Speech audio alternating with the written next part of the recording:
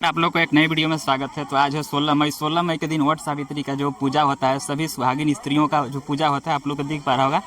बहुत संख्या में यहाँ पर आई हुई है सभी महिलाएं, और निर्जला उपवास रह करके इस दिन भगवान को पूजा किया जाता है, ताकि हमारा पति जो भी रहते हैं, उनका पति, उनके लंबी उम्र के लिए इस पूजा को किया जाता है। जैसे कि आप लोग को वीडियो में दिख पा रहा होगा, पूरा विजुअल यहाँ पर किस तरीका का भीड़ लगा हुआ है, सभी लोग उपस्थित हैं। और यह धार्मिक मान्यता यह है कि इस दिन सत्यवान का जो उनका सावित्री पत्नी थी, वही भगवान से प्राण उनका वापस ली थी। इसीलिए यह धार्मिक अनुष्ठान के कारण इस पर्व को मनाया जाता है। सभी स्त्रियां निर्जला उपवास रह करके इस पूजा को करती हैं। पहले वरदान में सती ने अपने सास ससुर के लिए आंखों की ज्योति और उनका खोया हुआ राज्य मांगा।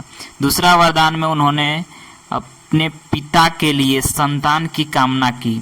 तीसरे वरदान में स्वयं अपने लिए सत्यवान के 100 पुत्रों की मां बनने का वरदान मांगा। यमराज ने बिना सोचे समझे वरदान तो दे दिया। तब सावित्री ने यमराज से कहा कि मैं बिना पति के संतान की मां कैसे बन सकती हूँ। सावित्री की यह चतुराई, धर्मनिष्ठा और बुद्धिमता देखकर यमराज प्रसन्न हो गए और सत्यवान के प्राणों को उसके शरीर में वापस लौटा दिया।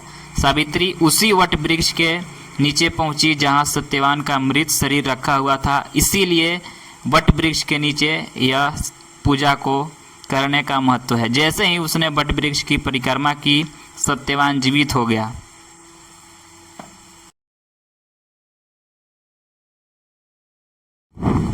व्रत का महत्व। मान्यता है कि वट वृक्ष में त्रिदेव ब्रह्मा, विष्णु और महेश निवास करते हैं।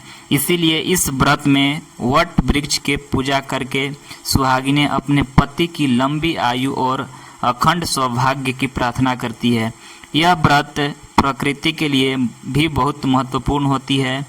जो सभी सुहागिन औरतें इस वट वृक्ष के जड़ में जल डाल करके इसे पवित्र और इसे हरा भरा रखने का भी एक कार्य करती है, जो प्रकृति की बहुत ही अच्छा कार्य होती है। इस वृक्ष से हमें 24 घंटा ऑक्सीजन भी प्राप्त होता है, जिससे हम सभी मनुष्य के लिए जीवित रहने का एक और वरदान मिलता है। इसीलिए आज इस वट वृक्ष के नीचे सभी सुहागिन औरतें बड़ी सौहार्द और मान सम्मान के साथ पूजा करती है। फिर मिलते हैं अगले वीडियो में, तब तक के लिए जय हिंद।